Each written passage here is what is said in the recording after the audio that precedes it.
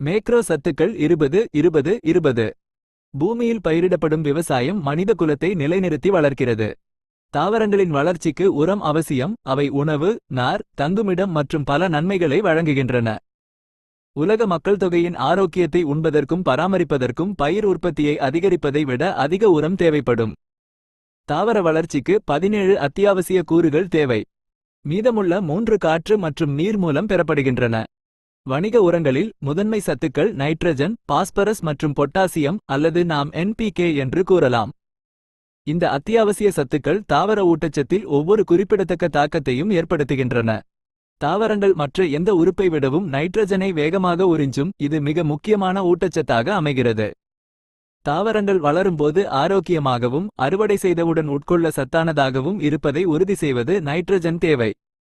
புரதம் பெரும்பாலான உயிரினங்களின் திசுக்களில் பெரும்பகுதியை உள்ளடக்கியிருப்பதால் புரத உற்பத்திக்கு நைட்ரஜன் அவசியம். பாஸ்பரஸ் ஒரு தாவரத்தின் ஒளிச்சேர்க்கை உட்பட ஆற்றலை பயன்படுத்துவதற்கும் சேமிப்பதற்கும் உள்ள திறனுடன் இணைக்கப்பட்டுள்ளது. தாவரங்கள் ஆரோக்கியமாக வளரவும் இதுவும் அவசியம். வணிக உரங்களுக்கான 3வது முக்கிய சத்து பொட்டாசியம். இது விவசாய உற்பத்தியை அதிகரிப்பதிலும் தாவரங்களின் நோய் எதிர்ப்பை வலுப்படுத்துவதில் உதவுவதோடு ஒட்டுமொத்த பயிர் தரத்தை மேம்படுத்துவதிலும் குறிப்பிடத்தக்க செயல்பாட்டை கொண்டுள்ளது. மேலும் பொட்டாசியம் தாவரத்தின் வேர் அமைப்பை வலுப்படுத்துவதன் மூலமும் குளிர் அல்லது வறண்ட வானிலையில் வாடுவதை தடுப்பதன் மூலமும் பாதுகாக்கிறது. தற்போதைய உரங்களில் உள்ள அத்தியாவசிய சத்துக்கள் பெரிய 3 கூறுகளால் வழங்கப்படுகின்றன: நைட்ரஜன், பாஸ்பரஸ் மற்றும் பொட்டாசியம். முக்கிய நன்மை: விரைவான விதை மற்றும் வேர் வளர்ச்சி, தாவர வளர்ச்சி மற்றும் மேம்பாடு. இது புதிய பயிர் கிளைகளை அதிகரிப்பதில் உதவுகிறது. வறட்சி, உறைபனி போன்ற உயிரற்ற அழுத்தத்திற்கு ஆலை அதிக எதிர்ப்பு தெரிவிக்கிறது.